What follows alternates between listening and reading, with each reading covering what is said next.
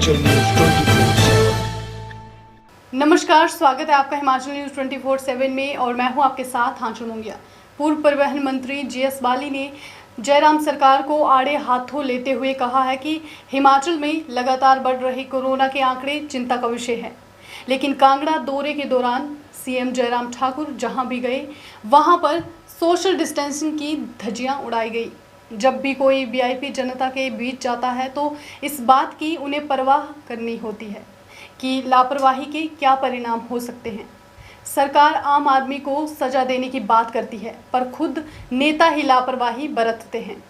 ऐसे समय में हमें एक उदाहरण के रूप में जनता के सामने आना चाहिए ताकि जनता को लगे कि हमारे नेता सोशल डिस्टेंसिंग का ध्यान रख रहे हैं।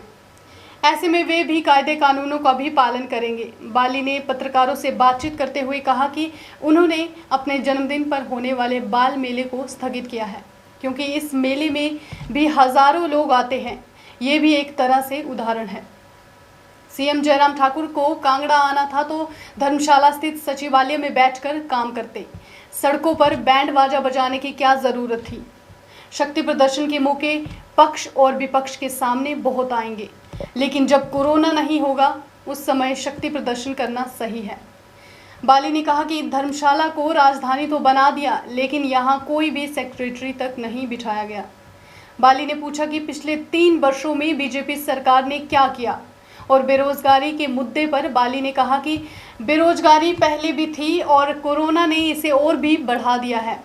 कि माननीय मुख्यमंत्री जी जहाँ जहाँ गए वहाँ वहाँ सोशल डिस्टेंसिंग की धज्जियाँ उड़ी और ये स्वाभाविक था कि जब कोई भी नेता पब्लिक में जाता है तो उनको मिलने वाले लोग जो हैं वो इस बात की परवाह किए बिना कि इसके क्या परिणाम हो सकते हैं कोशिश करते हैं कि पहले मैं, मगर जबकि हम ऑर्डिनरी आदमी को सज़ा देने की बात करते हैं तब उस समय हमें एक उदाहरण के रूप में पब्लिक के सामने आना चाहिए और पब्लिक को लगे कि भाई हमारे नेतागण जो हैं अगर वो सोशल डिस्टेंसिंग रख रहे हैं हमें भी उसका पालन करना चाहिए।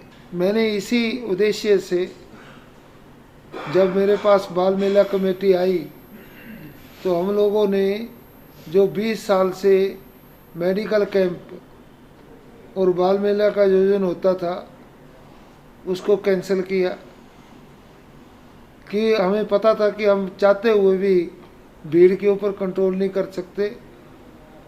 यहाँ हजारों की तादाद में लोग पहुँचते हैं मगर कैंसिल किया। अपने दिल के ऊपर बड़ा पत्थर रख कर के भी ये डिसाइड किया गया कि नहीं, हम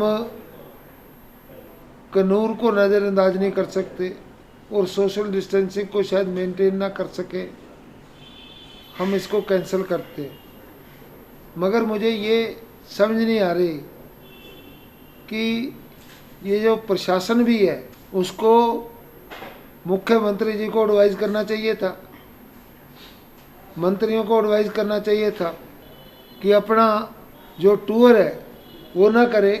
अगर मुख्यमंत्री जी का कांगड़ा आना ज़रूरी था, वो प्रवास पे आना चाह रहे थे तो सेक्रेटेरिएट में बैठ कर के नियमित रूप से लोगों को सोशल डिस्टेंसिंग रखते हुए वैसे रिलीज़ करते और मुख्यमंत्री जी से मिलाते ताकि ज़रूरतमंदों की ज़रूरतें पूरी होती और इशू बेस्ड बात भी हो जाती। मगर ये मेरी समझ से बाहर है कि बैंड बाजा बजवाने की क्या ज़रूरत थी, उसको अवॉइड किया जा सकता था। नॉर्मल सर्कमस्टांसिस में आप जितने मर्जी बाजे बजाएं, मगर या तो सरकार जो है वो मुद्दों के ऊपर चर्चा नहीं चाहती थी, सरकार जो है मुद्दों को नज़रअंदाज करना चाहती थी और नाम मात्र कांगड़ा में आ गए और एक दिन एक जगह चले गए, दूसरे दिन दूसरी जगह चले गए, तीसरे दिन घर को वापस चले गए। शक्ति प्रदर्शन करने के कई मौके आएंगे अपोजिशन के पास भी और सरकार के पास भी। सब लोग अपने अपने पॉइंट लेके जाएंगे, सरकार अपने पक्ष में रैलियां करेगी, विपक्ष उनको घेरने के लिए रैलियां करेंगे। मगर ये तभी पॉसिबल होगा जब कोरोना साहब नहीं होंगे। जब तक कोरोना बीच में है और हम समाज को एक धक्का लगा सकते हैं, उससे बचने का प्रयास सबको करना चाहिए। हिमाचल न्यूज़ 24/7 के लिए धर्मशाला से विपिन शर्मा की रिपोर्ट।